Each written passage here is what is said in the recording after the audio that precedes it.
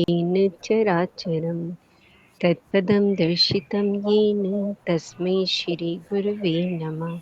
ध्यानमूलं गुरुमूर्ति पूजामूलं गुरुपदं मन्त्रमूलं गुरुवाक्यं मोक्षमूलं गुरुकृपा। बहुत अच्छे।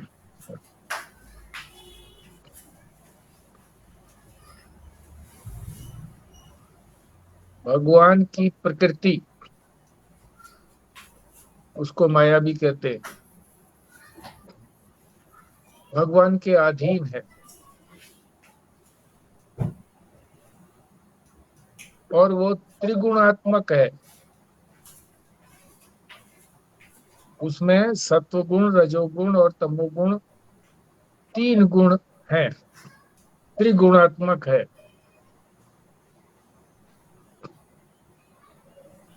जब तीनों गुण समान होते हैं तो उसमें कोई क्रिया नहीं होती, उसी को प्रकृति कहते हैं।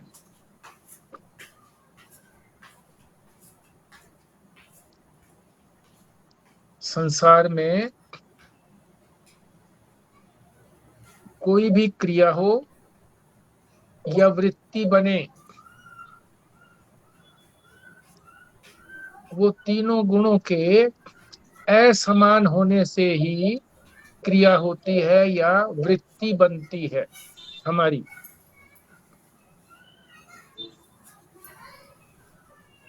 तीनों गुण ही जब ऊपर नीचे होते हैं, जब सत्व गुण अधिक होता है तो रजोगुण और तमोगुण कम होता है, तो सत्व गुण की वृत्ति बनती है और सत्व गुण की ही क्रियाएं होती हैं। जब रजोगुण बढ़ा होता है तो सत्व गुण और तमोगुण दबे होते हैं और रजोगुण की ही क्रिया होती है, क्रिया रजोगुण की ही होती है, सत्वगुण की नहीं होती क्रिया।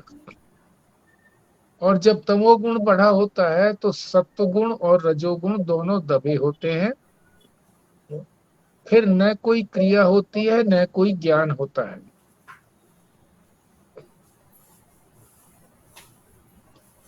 और ये तीनों ही गुण बांधते हैं। सत्व गुण जो है वो सुख और ज्ञान, इससे बांधता है। बांध तो नहीं पाता चेतन को, पर ऐसा लगता है जैसे बंध गया। चेतन को कोई चीज नहीं बांध सकती, क्योंकि दोनों की जाति अलग है, चेतन और जड़। जड़ कैसे बांध देगा चेतन को? आकाश को पृथ्वी कैसे बांध देगी? जल कैसे बांधेगा? अग्नि कैसे बांधेगी? वायु कैसे बांधेगी? नहीं बांध सकती। मानो बांध देती है, ऐसा लगता है मानो बांध दिया। और रजोगुण जब बढ़ा होता है तो वो कर्म में बांधता है, कर्म में ही लगे रहते हैं हर समय। और जब तमोगुण बढ़ा होता है तब आलस्य, प्रमाद और निद्रा इसमें बांध देता है। प्रमाद का अर्थ है असावधानी। आलस्य का मतलब है पोस्टपोन कर देना काम को, धीरे धीरे कर लेंगे, ऐसी मनोवृत्ति,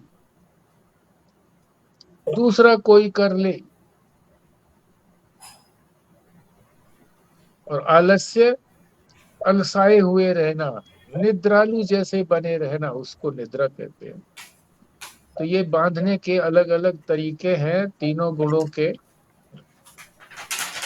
बंधता नहीं है चेतन, फिर भी लगता है बांध दिया, बंध गया, ऐसा लगता है।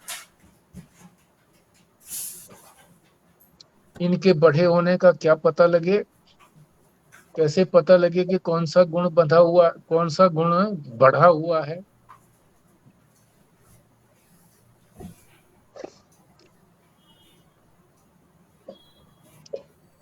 सत्वगुण बढ़े होने का चिन्ह क्या है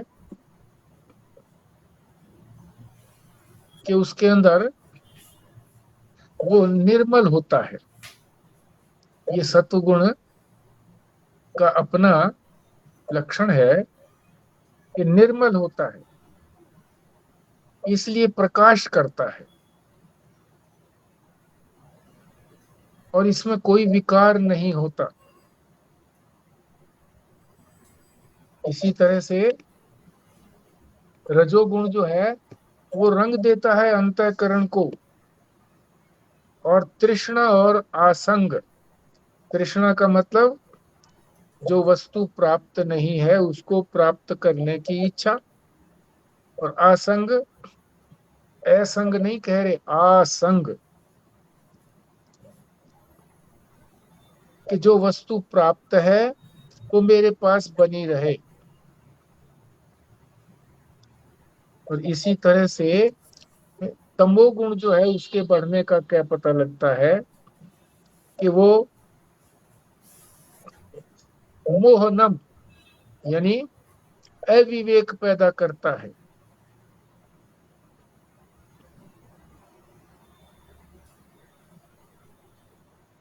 और अज्ञान से पैदा होता है सीधा ही। सत्वगुण और रजोगुण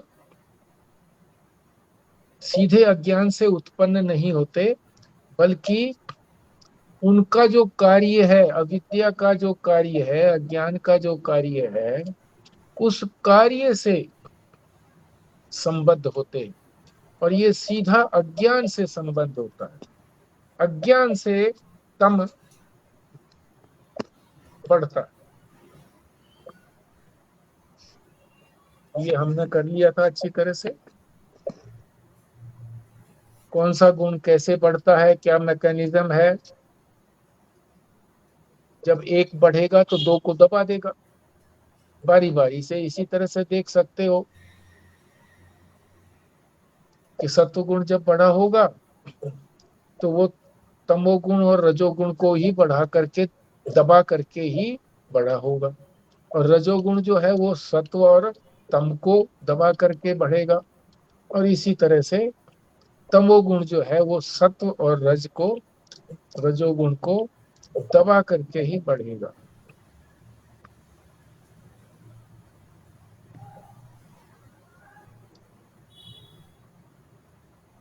कैसे पता लगे?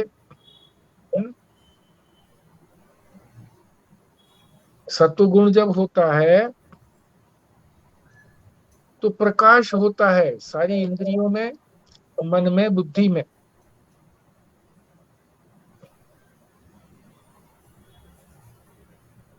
और ज्ञान होता है। जब प्रकाश नहीं होता तो हमें वस्तुएं दिखती नहीं है, टटोलते रहते हैं। जब प्रकाश कर देते हैं, बिजली जला लेते हैं, तो तुरंत जो चीज हमें चाहिए सीधा वहीं हाथ चला जाता है।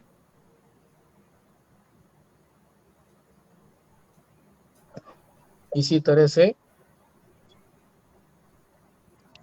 रजोगुण का क्या लक्षण है, या क्या चिन्ह है, या क्या लिंग है,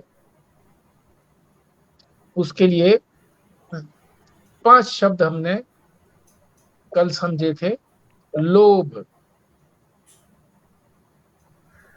दूसरे की चीज को लेने की इच्छा, इसको भी लोभ कहते हैं। और जो कुछ अपने पास है उसको किसी सत् कार्य में लगाने में संकोच करना, नहीं लगाना, ये भी लोभ का ही लक्षण है, लोभ का ही चिन्ह है। फिर दूसरा जो था प्रवृत्ति, प्रवृत्ति का अर्थ है जिस प्रवृत्ति का कोई प्रयोजन नहीं है, बेकार है, आवश्यकता तो है नहीं, फिर भी प्रवृत्ति करे चले जा रहे हैं। कमाने की प्रवृत्ति, संग्रह करने की प्रवृत्ति,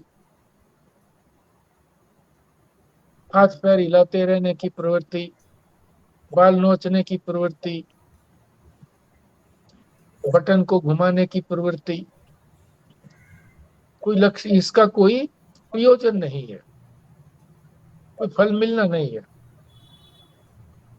फिर तीसरा लक्षण जो बताया था, तीसरा जो लिंग बताया था, वो था कर्मणाम आरंभ है, नए काम को आरंभ करना, नए काम को शुरू करना।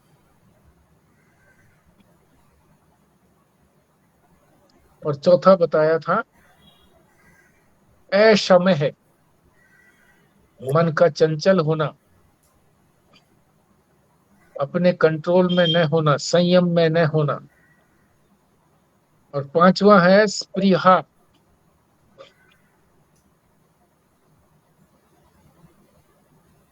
मुफ्त की कोई चीज मिलती हो तो ले लिया जाए।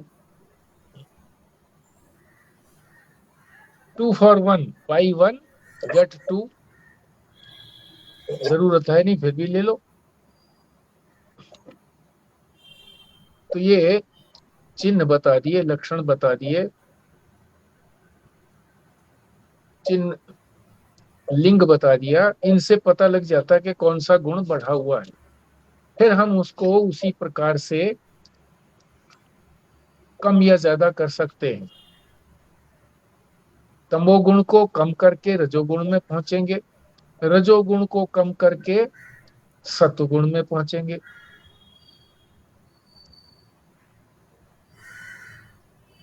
और सत्वगुण को बढ़ाएंगे। रजोगुण बढ़ा हुआ है तो सत्वगुण की क्रिया करेंगे, सत्वगुण की का ज्ञान करेंगे तो सत्वगुण बढ़ेगा। तमोगुण है तो सीधे सत्वगुण में तो नहीं ले जा सकते, पर कोई ना कोई क्रिया कराएंगे, तो क्रिया करने से रजोगुण में तो प्रवेश हो ही जाएगा। ये हमने 12वें श्लोक में कल कर लिया था। एक ही बचा है गुण, सत्वगुण हो गया, रजोगुण हो गया, अब तमोगुण। तमोगुण का क्या लक्षण है? तो इसमें भी 4 शब्द दिए हैं, उन 4 शब्दों को ठीक तरह से हमने समझना है। तो पहले पाठ करते हैं। अप्रकाश है, अप्रवृत्ति च प्रमाद है या प्रमादो मोह एव च,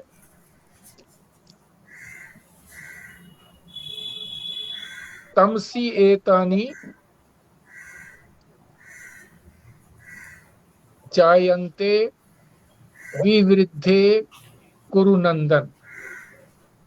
संजीव शर्मा जी। जी।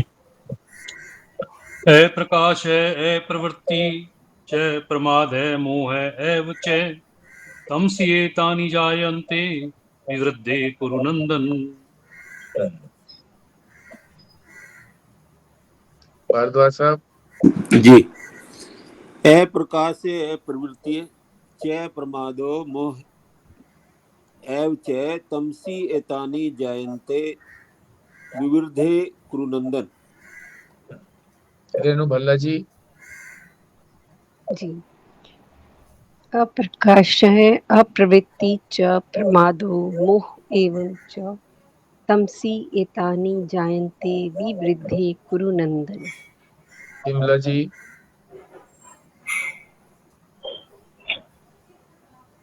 अप्रकाशः अप्रवृत्तिः च प्रमादो मोह एव च, तमसि एतानि जायन्ते विवृद्धे कुरु नंदन। राणा जी। अप्रकाशे अप्रवृत्ति च प्रमाद मोह एव च, तमसि एतानि जायन्ते विवृद्धे कुरु नंदन, कुरु नंदनन। ओम। रेणु प्राशद जी। जी। अप्रकाशो प्रवृत्तिश्च प्रमादो मोह एव च, तमसेतानि जायन्ते विवृद्धे कुरु नंदनन। बहुत अच्छे। स्वस्तिका जी। हाँ जी।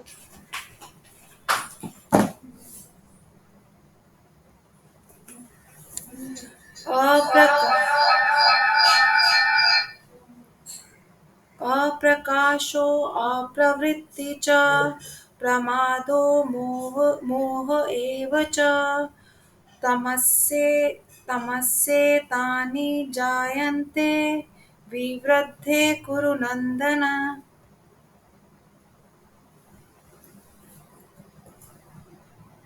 सबका हो गया ना जी? ठीक है,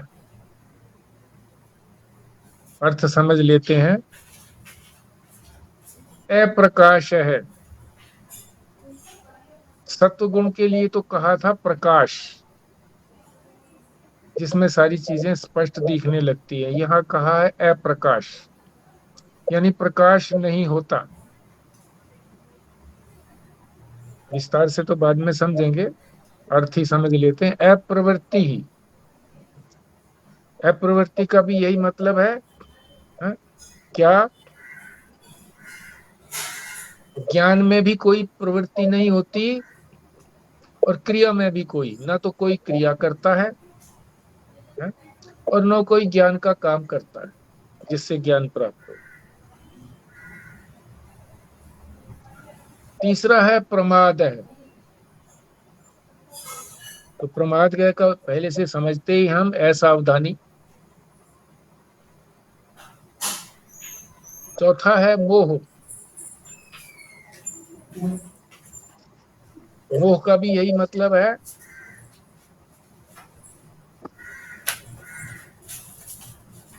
कि ठीक प्रकार से विचार न कर पाए, मूड हो जाए, मूड विक्षिप्त हो जाना।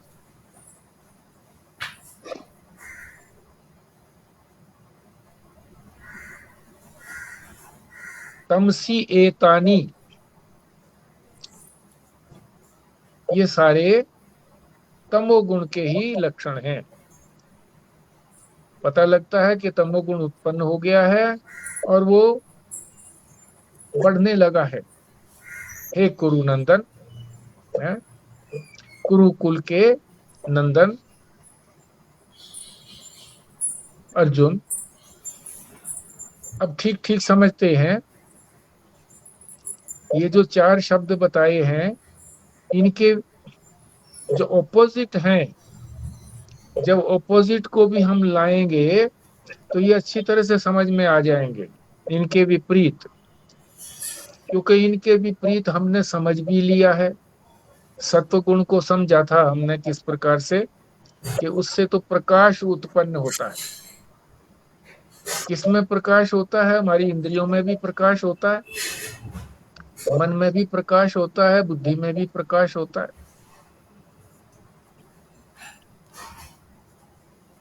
और तमोगुण के अंदर क्या होता है?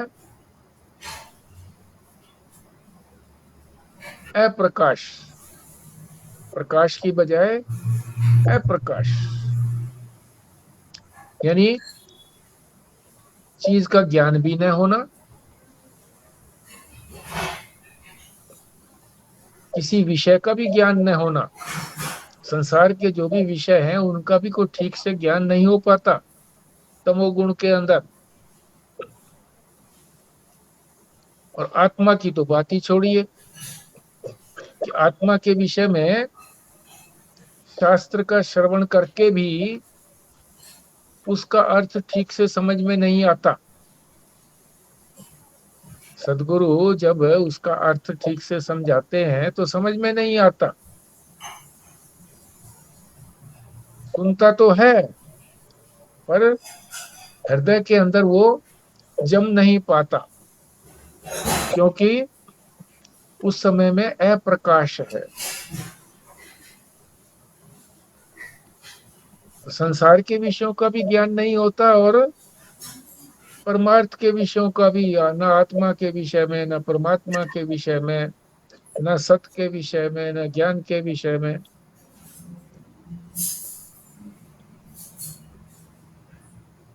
क्या है, होता है अत्यंतम अविवेक है। अत्यंत अविवेक होता है, विवेक तो होता ही नहीं है, और अविवेक भी अत्यंत अविवेक होता है। ये अप्रकाश का अर्थ बता दिया। जब इस प्रकार की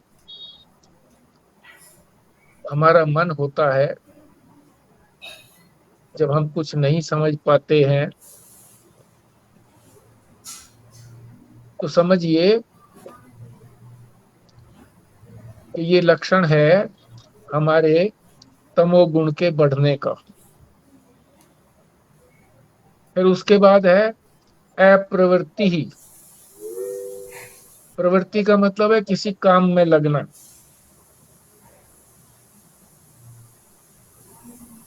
तो रजोगुण के अंदर भी प्रवृत्ति होती है, इसके विपरीत होता है ना रजोगुण, उसमें प्रवृत्ति होती है, पर इसमें कोई प्रवृत्ति नहीं होती।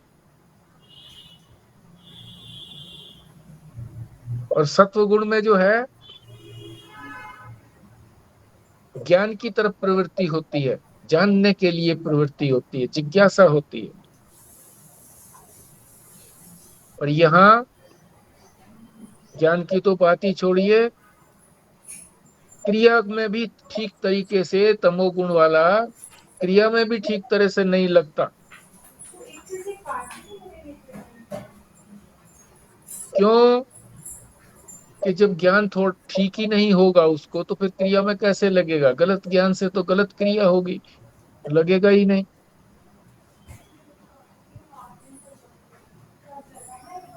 रजोगुण वाला जो है वो तो इसलिए भी लगता है कि जो उसको सामने लौकिक विषय दिखते हैं,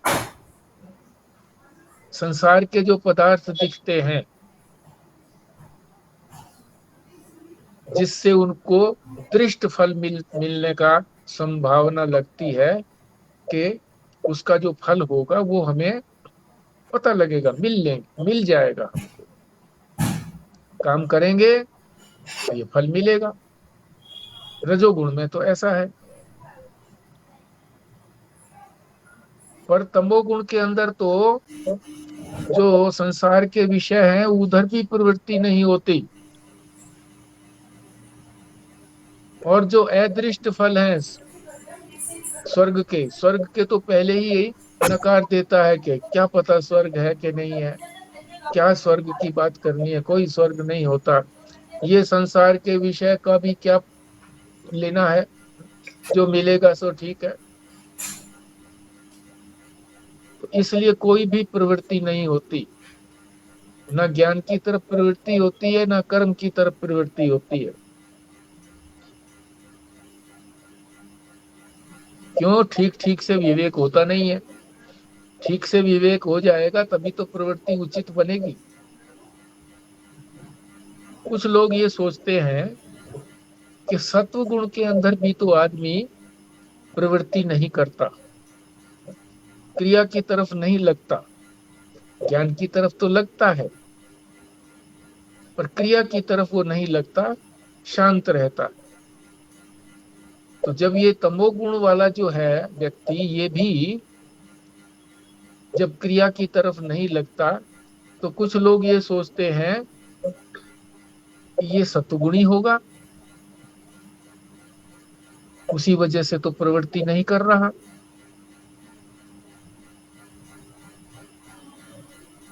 तो वहां जो प्रवृत्ति है सत्वगुण के अंदर, उसमें विवेक होता है, ज्ञान के वजह से वो प्रवृत्ति नहीं करता, तब तो उसको निवृत्ति कहेंगे। निवृत्ति कि वो छोड़ रहा है क्रिया को, कर्मों को छोड़ रहा है, क्योंकि उसने जान लिया है कि कर्मों से परमात्मा की प्राप्ति नहीं हो सकती, ज्ञान से ही परमात्मा की प्राप्ति होगी। ये जब उसने ठीक प्रकार से जान लिया है, तो वो प्रवृत्ति किस लिए करेगा? संसार के विषयों की प्राप्ति के लिए कोई प्रयत्न नहीं करेगा। तो निवृत्त हो गया ना संसार के विषयों से।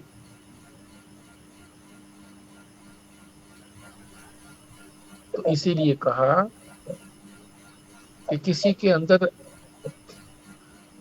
अप्रवृत्ति देख करके कि कोई प्रवृत्ति नहीं है, तो ये नहीं सोच लेना कि ये सत्वगुणी है। ये कल्पना गलत हो सकती है।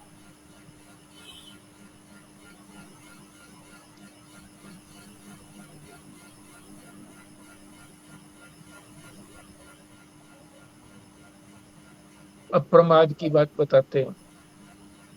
तमोगुण बढ़ने पर क्या नहीं होता, ये बता दिया कि तमोगुण बढ़ने पर क्या नहीं होता। कोई प्रवृत्ति नहीं होती। अब ये बताते हैं कि प्रमाद को बता रहे हैं। प्रमाद का अर्थ है जो कार्य हमको प्राप्त है, सामने आ गया, हमारे कार्य करना है, ये कर्तव्य है। चाहे कोई धर्म का काम हो, चाहे कोई और कार्य हो संसार का, उसके प्रति भी असावधानी होती है। इसीलिए लोग जो है ना प्राय ये कहते हैं, महात्माओं से कहते हैं जी बात समझ में तो आई है थोड़ी थोड़ी, पर स्थिर नहीं रहती।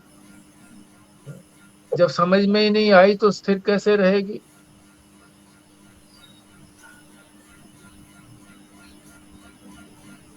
स्थिर रखने के लिए तो सत्व गुणी होना चाहिए। सत्व गुण की वृद्धि होगी तभी वो ठीक ठीक समझ पाएगा और उसका अभ्यास भी कर पाएगा। वेदांत का जो ज्ञान है वो तो जीवन भर जो है अभ्यास करने की बात है, तब जाकर के ज्ञान में प्रवेश होगा, तब परमार्थ में प्रवेश होगा।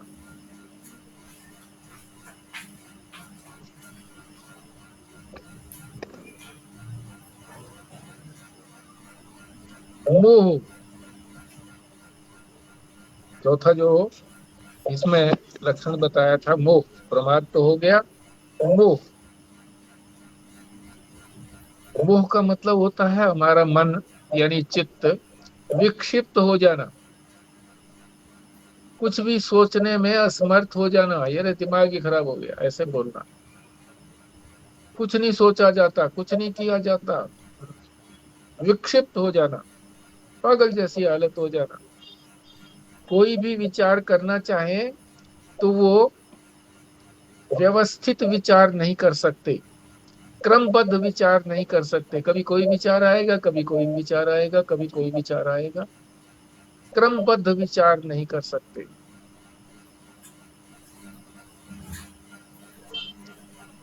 इतना विवेक होता है कि मूड हो जाता है व्यक्ति। बार बार समझाने पर भी, शास्त्र जो बार बार समझाता है कि सारे संसार के जो भी विषय हैं वो सारे दुख रूप हैं और अनित्य हैं। अनित्य का अर्थ होता है जो बदलते रहते हैं, एक जैसे नहीं रहते, हमेशा बदलते रहते हैं, अनित्य। ये शास्त्र बताता है, बार बार बताता है, सदगुरु बताते हैं बार बार।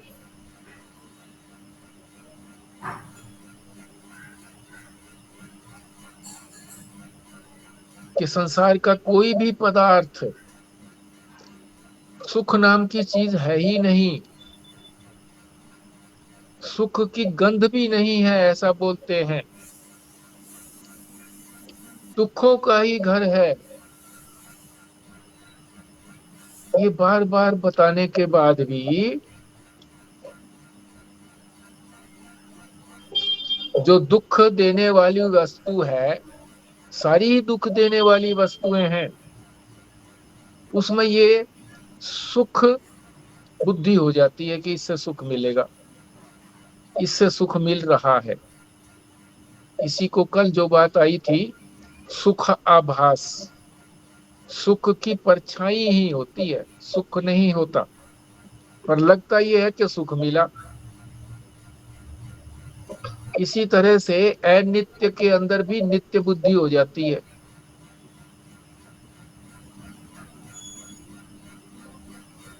नित्य में अनित्य बुद्धि कैसे हो जाती है?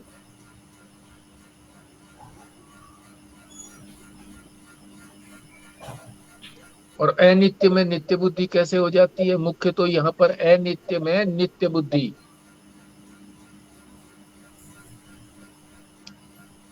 जो विषय हैं उनको प्राप्त करना चाहता है वो सारे अनित्य, आज हैं कल नहीं रहेंगे। तो उदाहरण दिया है महाराज जी ने समझाने के लिए मोटी भाषा में कि बच्चा उत्पन्न हुआ तो कल्पना होती है पढ़ने में बड़ा तेज होगा, स्वस्थ होगा, बीमार रहने लगता है। पढ़ने में फसड्डी रहता है।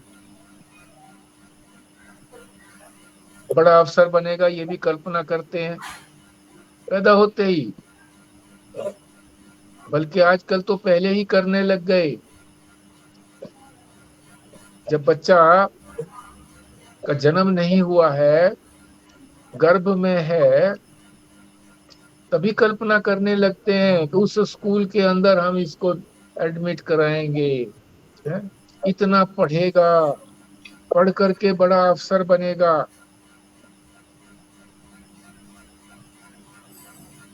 पर जब शास्त्र ये कहता है कि संसार का कोई भी पदार्थ जो है वो नित्य नहीं है,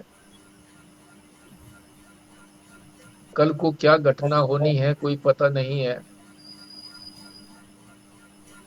एक्सीडेंट में ही मारा जाए जाने आने के अंदर ही, तो सारी कल्पना धरी की धरी रह जाती है। संसार के विषय देने वाले दुख हैं, उसके अंदर सुख बुद्धि हो जाती है, और अनित्य में नित्य बुद्धि हो जाती है। जानते हैं कि ये पदार्थ नित्य नहीं है, अनित्य है, फिर भी ये नहीं सोचना चाहते कि ये अनित्य है। जिसका भी जन्म हुआ है, मृत्यु तो अवश्यंभावी है, और जन्म के बाद जो भी दुख होते हैं, बुढ़ापा होता है, रोग होते हैं, मृत्यु होती है बाद में, जन्म से लेकर के मृत्यु पर्यंत जो बीच में दुख आते हैं सारे, ये जानते हुए भी, देखते हुए भी, शास्त्र को सुन करके भी बार बार, फिर भी मृत्यु के बारे में सोचना नहीं चाहते। कि जिस बच्चे के बारे में इतनी कल्पना की जा रही है, वो कल्पना धरी रह सकती है।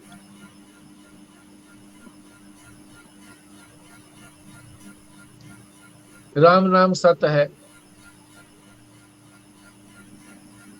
ठीक बात है, राम का नाम तो सत्य है, क्योंकि राम जो है वो चेतन है। फिर भी बच्चा अगर कोई बोल देता है तो घर वाले कहते हैं ऐसा मत बोल, माताएं कहती है ऐसा मत बोल।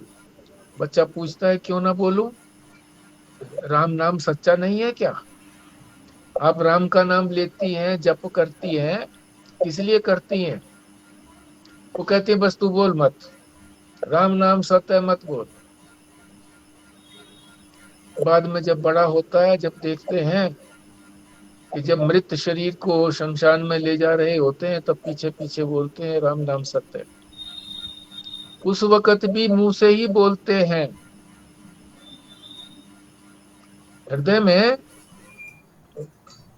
ना तो अनित्यता का भाव होता कि भाई ये शरीर चला गया, हमने भी जाना है, और ना परमात्मा की सत्यता का जो बोल रहे हैं वो भी उनको ध्यान होता है, कुछ नहीं होता। और वहां भी बैठ करके संसार की ही चर्चा करते हैं। जिसको शमशानी वैराग्य कहते हैं, तो शमशानी वैराग्य भी जो थोड़ा बहुत विचारशील होता है उसी को शमशानी वैराग्य होता है, चाहे कुछ काल के लिए हो। अन्यथा तो सब फॉर्मेलिटी करने के लिए जाते हैं, कोई चिंतन नहीं करता।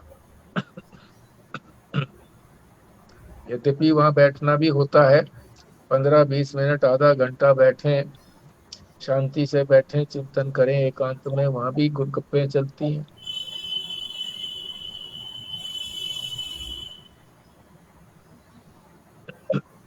तो ये मोह की बात भी बता दी। प्रमाद के अंदर, इसमें तमोगुण के अंदर प्रमाद भी, मोह भी, अप्रवृत्ति भी और अप्रकाश यानी नासमझी। और अप्रवृत्ति का मतलब है कोई कोशिश नहीं करना, कोशिश भी नहीं करना, प्रयास रहितता। और प्रमाद का अर्थ है जो कर्तव्य सामने आ गया है करने के लिए कि करना चाहिए, वो करते नहीं है। और मोह का अर्थ है अविवेक।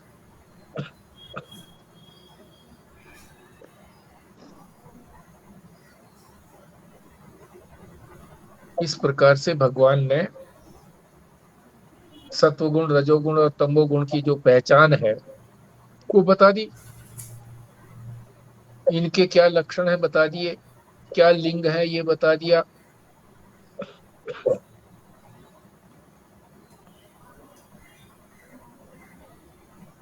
और साफ तौर से बता दिया कि मुख्य रूप से तो ये मन के भाव हैं, जितने भी बताए हैं मन में भाव आते हैं मुख्य रूप से, उसके बाद फिर क्रिया में उतरते हैं। मन के भाव हैं, तो मन की परीक्षा हो जाती है कि मेरा मन कैसा है। और लोगों की आदत क्या होती है, इन चिन्हों को, इन पहचान वाले चिन्हों को, लक्षणों को हम अपने में जांच नहीं करते कि मेरे में कितने हैं ये लक्षण, किस समय में मेरे को ये लक्षण आया, किस समय में मेरे को नासमझी पैदा हुई, किस समय में मेरे को कोशिश भी नहीं करना चाहा, और किस समय में कोई कर्तव्य सामने आया वो मैंने नहीं किया, और किस समय में मोह आया, अविवेक हो गया। अपने में जांच नहीं करेंगे, दूसरे में कहेंगे, दूसरे में जांच करेंगे। देखो अब उसने विवेक से काम नहीं किया, अब देखो उसके सामने ये कर्तव्य था, उसने अपना कर्तव्य पूरा नहीं किया। अब देखो उसको कोशिश करनी चाहिए थी, उसने कोशिश ही नहीं करी। देखो यहाँ नासमझी कर गया, वो दूसरे की बात करते। अरे अपने मन को तो हम जांच सकते हैं, दूसरे के मन को हम कैसे जांचेंगे? है? दूसरे के मन तक तो पहुंच भी नहीं पाते हैं, कल्पना करते हैं। कभी कल्पना ठीक भी निकल आती है, गलत भी निकल आती है। अनुमान लगाते हैं, अंदाजा लगाते हैं मन से अंदाजा लगाया, बुद्धि से विवेक से कुछ नहीं किया, तर्क से कुछ नहीं जाना, बस मन से सोच लिया कि ये लक्षण इसमें दिखाई दे रहे हैं तो इसमें ये होगा। जैसे गलत अंदाजा भी लगा लेते हैं कि कोई आदमी कुछ नहीं करता, तो ये अंदाजा लगा लिया, मन में अनुमान लगा लिया कि ये तो सात्विक पुरुष है। और एक जो है ज्ञानी है, वो दिखाई देता कि ये तो कर्म किए जा रहा है सारा दिन, तो सोचते हैं ये तो कुछ भी ज्ञानी नहीं है। ये सारे विषय स्वयं संवेद्य हैं। स्वयं संवेद्य का मतलब होता है हम अपने आप को ही जानते हैं, अपने आप से ही हम जान सकते हैं इन लक्षणों को। ज्ञान को भी हम जान सकते हैं कि स्वयं जान सकते हैं, और अज्ञान को भी हम स्वयं जान सकते हैं। मेरे में ज्ञान है कि नहीं है, इसकी जांच पड़ताल मैं ही ठीक से कर सकता हूँ। मेरे में अज्ञान है कि नहीं है, इसकी जांच पड़ताल मैं ही कर सकता हूँ, दूसरा नहीं कर सकता। इसीलिए ज्ञानी का जो ज्ञान है वो भी स्वयं संवेद्य है। ज्ञानी भी कहता है जी मैं भी जानता हूं कि मेरे को तो ज्ञान है। स्वयं संवेद्य शब्द आपने बोल दिया ज्ञानी के लिए, दूसरा कोई उसको जांच नहीं सकता, तो अज्ञानी भी कह देगा कि मैं ज्ञानी हूं। इसी तरह से बोलते भी हैं सभी, प्रवचन भी करते हैं, अपने आप को ज्ञानी भी कहते हैं, शिष्य भी बनाए हुए हैं।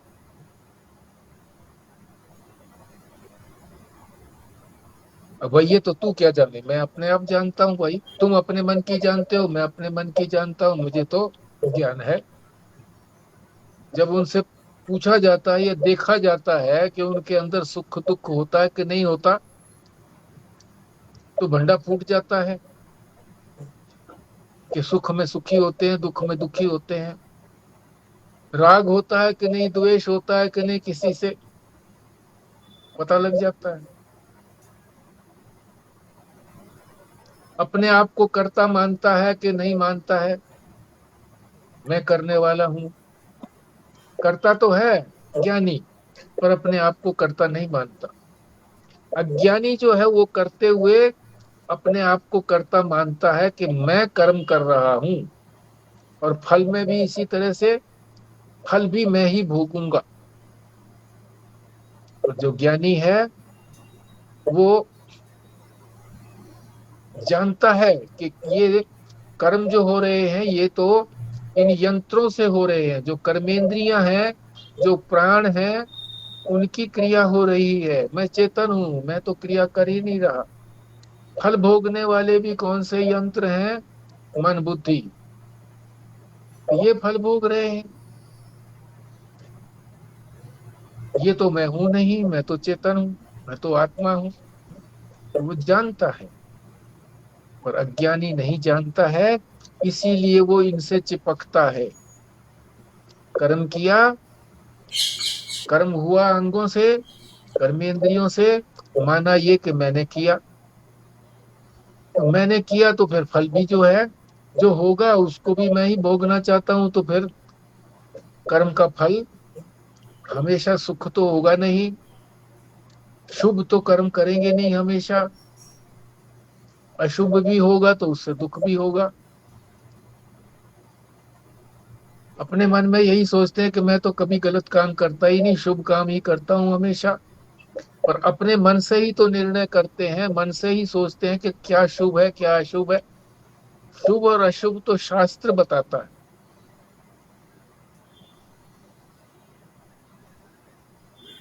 तो दूसरे की जांच करने की बजाय अपनी जांच करें कि मैं कहां तक हूं, और फिर उसको सुधार करें। तमोगुण से रजोगुण में आए, क्रम से, सीढ़ी दर सीढ़ी। एकदम सत्वगुण में नहीं आया जाएगा, रजोगुण में आए, रजोगुण से फिर सत्वगुण में आए। और सत्वगुण में आने के बाद भी ये समझें कि सत्वगुण भी बांधता है, इसलिए इसको भी अपना स्वरूप ना समझ करके इसको भी, इससे भी पार जाना है, गुणातीत होना है। ये माया के गुण हैं, चेतन के गुण नहीं है ये। इसलिए मुझे इनमें नहीं फंसना है, सुख में भी नहीं फंसना है। जो साधक हैं, जो भक्त लोग हैं, जब वो अपने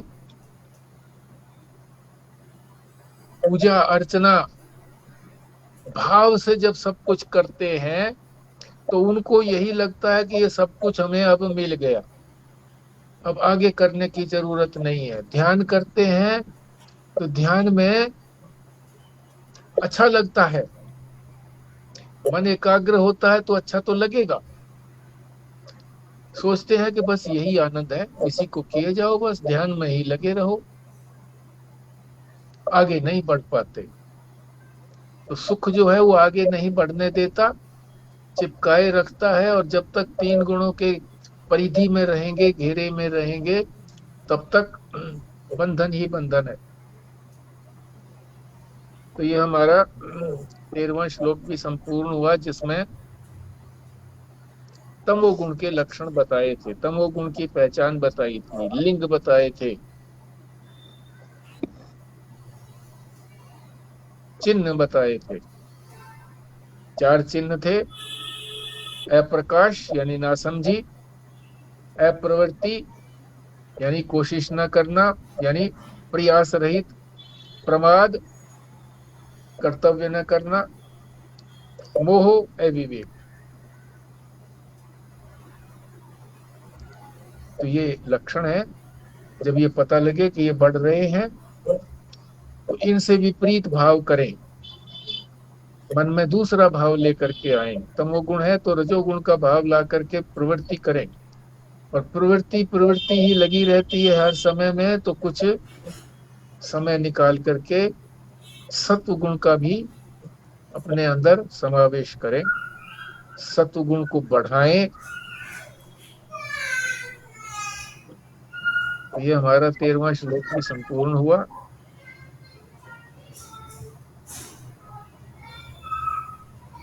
अब आप चर्चा करिए। ये पहला स्टेप तो यही हुआ है कि अपनी वीकनेस आइडेंटिफाई करें हम, फिर उन पे बिल्कुल वर्कआउट करें। बिल्कुल ठीक बात है।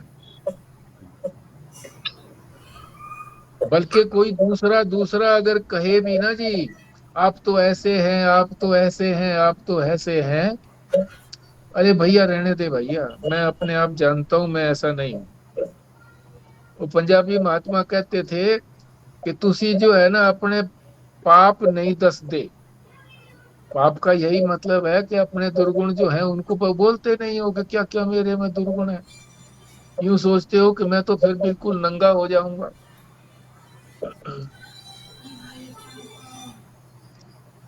यदि हम सत्य का आश्रय लें कि हमारे अंदर जो भी भाव है हम सच्चाई से प्रकट करें, किसी के सामने भी प्रकट कर दें, तो उसका प्रभाव अच्छा पड़ेगा, बुरा नहीं पड़ेगा।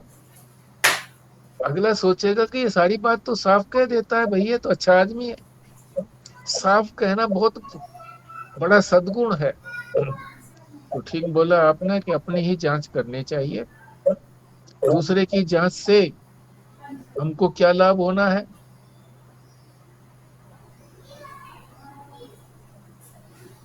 जी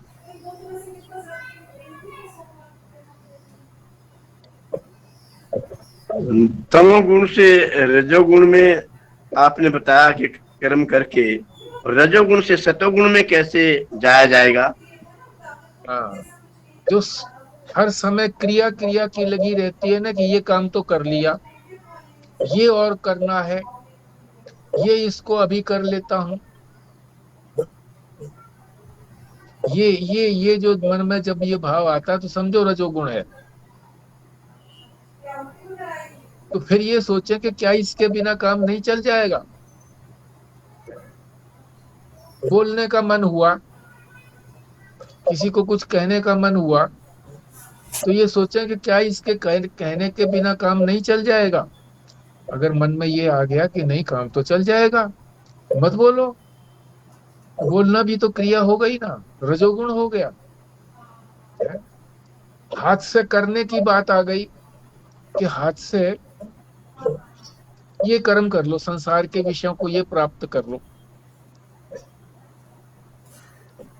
तो उस समय में ये सोचें कि सत्व गुण का कार्य करें। सत्व गुण का कार्य, सत्व गुण का कार्य क्या है?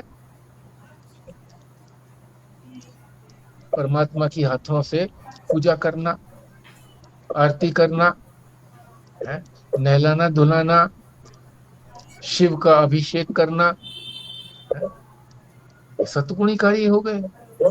क्रिया में भी सतगुणी सोचें और मन में भी, बुद्धि में भी इसी तरह की सोचें कि सत्वगुणी कार्य करें। अगर करना है, मन में आया ये कार्य करें, छोड़ो यार कोई बात नहीं है, स्वाध्याय कर लें, ये सोच लें।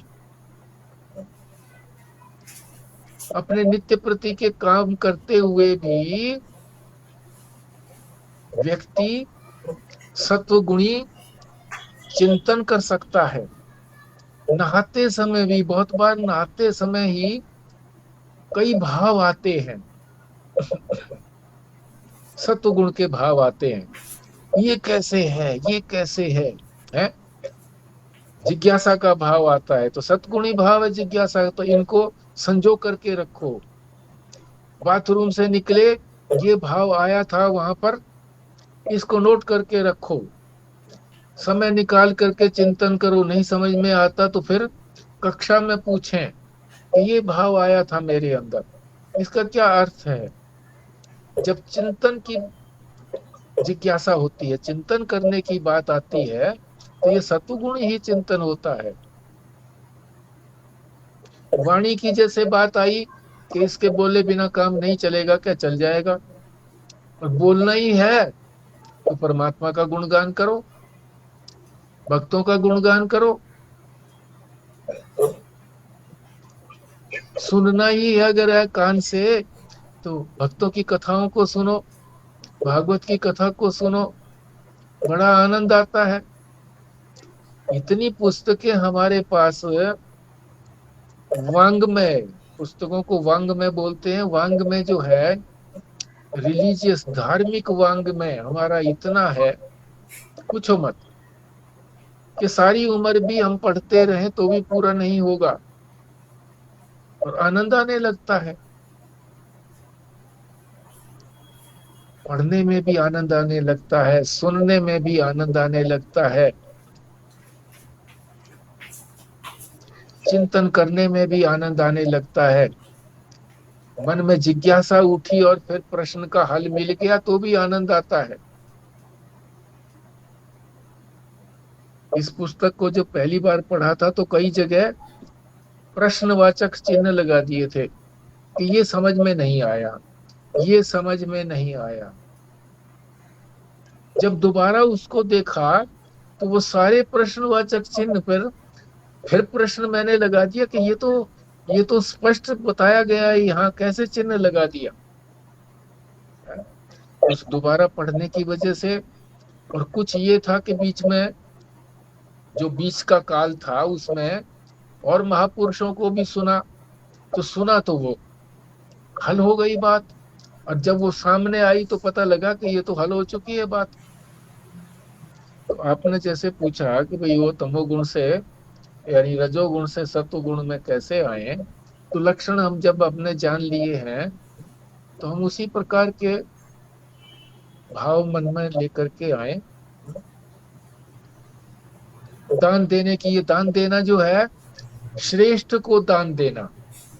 एक होता है दान, एक होता है दया। दान होता है श्रेष्ठ को, और दया होती है गरीब पर, दुखी पर, उस पर दया होती है। अच्छा तो वो भी है, पर दान अति उत्तम है, क्योंकि श्रेष्ठ को दान दिया हुआ ही दान कहलाता है, उत्तम है। तो मन में आई तुरंत करो, जैसे पढ़ाई था हमने समझा ही था, कल ही समझा था कि तुरंत उसको पूरा कर दो, टालो मत। और किसी की हानि करने की बात आई, अभी जाकर के उसकी मरम्मत करता हूं, तमोगुण आ गया ना, थोड़ा रुक गए, तुरंत बाहर चले गए, किसी के साथ बैठ गए ताकि वो भाव हट जाए। शीशे के सामने देखने लगो, अरे देखो कैसा मुंह हो गया मेरा गुस्से के मारे, और गुस्से का बताया भी था कि मुक्का मारने लगो, तो भाव जो है क्षीण हो जाता है। ठीक है जी। और तो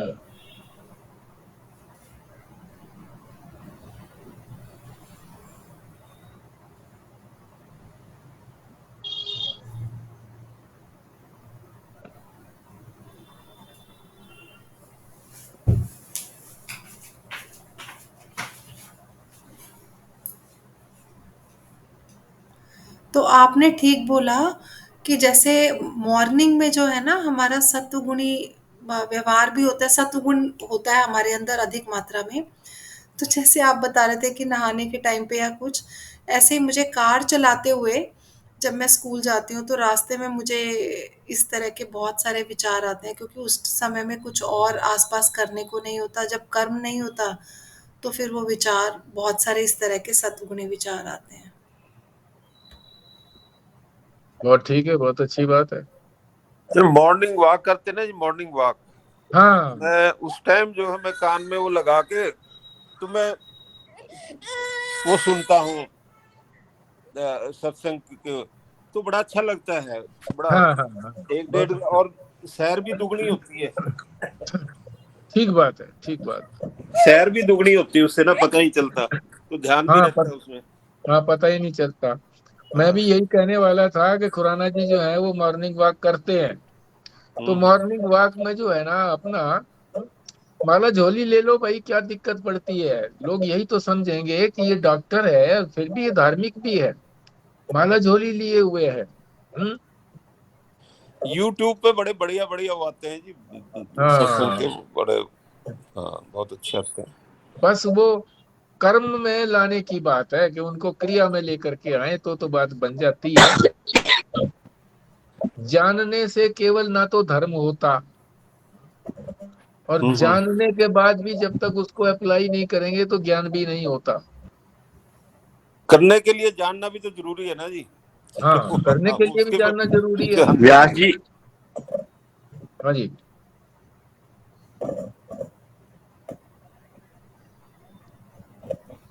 हाँ जी, क्या बोल रहे थे?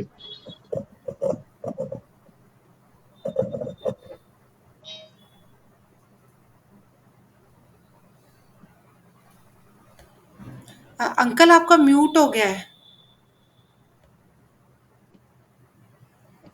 पे जाता हूँ, आप अंतर्यामी हो, जानी जान हो सब कुछ। कई बार मैंने देखा, आपको पता लग जाता है मेरी बातों का।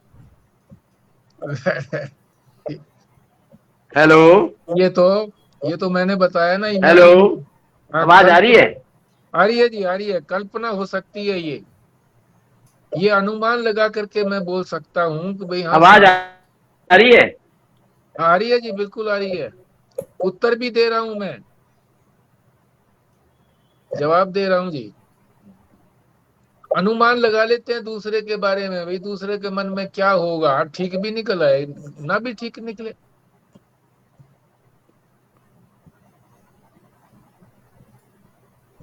ठीक है जी। अब पूर्ण आहुति के लिए